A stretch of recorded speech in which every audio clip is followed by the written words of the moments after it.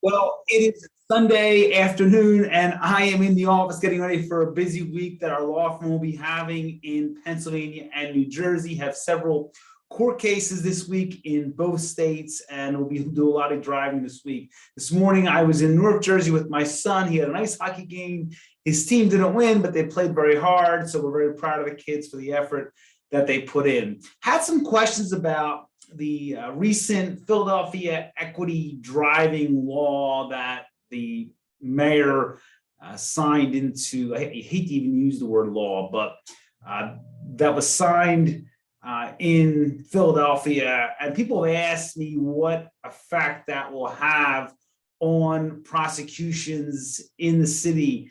And to be honest with you, it's not going to have any effect, or at least it shouldn't have any effect. I don't think police need to even follow it, because I mean the issue is going to become whether or not the prosecution can use, the issue will become whether or not the defense can use it in some type of motion to suppress. If, for instance, a car is stopped and the police officer says he stopped the car because of a broken taillight, if the defense lawyer can use Philadelphia's executive order for a basis to call into question the issue of probable cause and probable cause to stop. Because remember, the police officer, if they need to stop a vehicle, they need probable cause, and that probable cause is usually in the form of a traffic violation or some issue with the car. And there are situations where police officers stop cars for a pretextual issue. For instance, they believe something's going on and they stop the car because of a taillight or some type of vehicle issue. And through that stop, they're able to gain access to the car by either the driver not listening to our advice and giving consent, or police seeing something in plain view.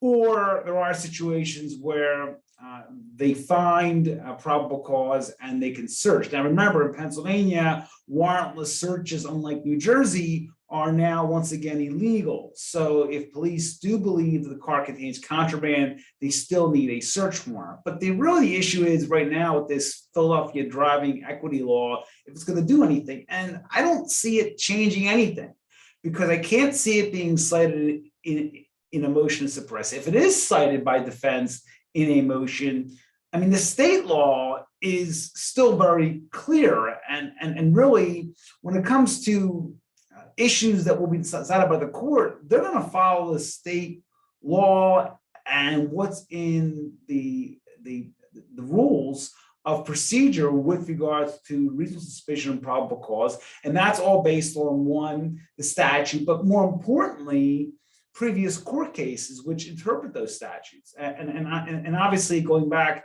to the statutes included in that is our state and US Constitution. So I can't see how Philadelphia's change is going to do anything.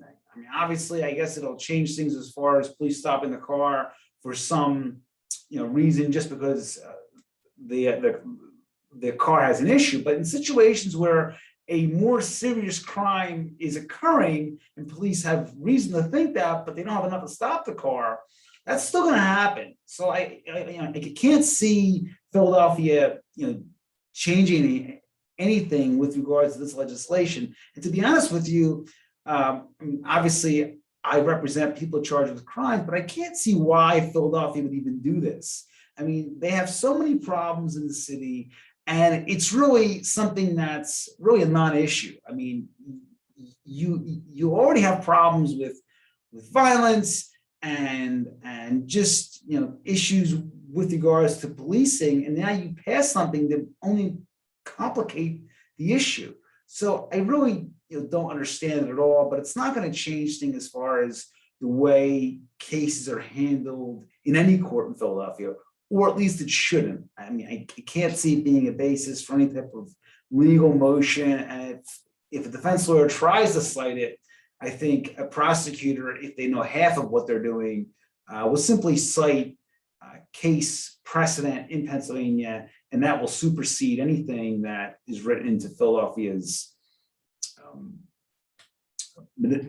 municipal code. So if you have questions about any of this, 215-755-9000 in Pennsylvania, 856-793-7429 in New Jersey, the website gambonelaw.com, a tremendous resource for you and your family. All my books, my blogs, my videos, everything that I've ever written as a lawyer is available there in one convenient format. Again, you never know when you're going to need a criminal lawyer, but the best time to hire a lawyer is right after you're arrested. So it's important that your family and you stay in contact with a lawyer because you never know when you're going to need one. So once again, 215-755-9000 in Pennsylvania, 856-793-7429 in New Jersey, 24 hours a day, 7 days a week. Have a great Sunday afternoon, and I'll talk to you all very soon.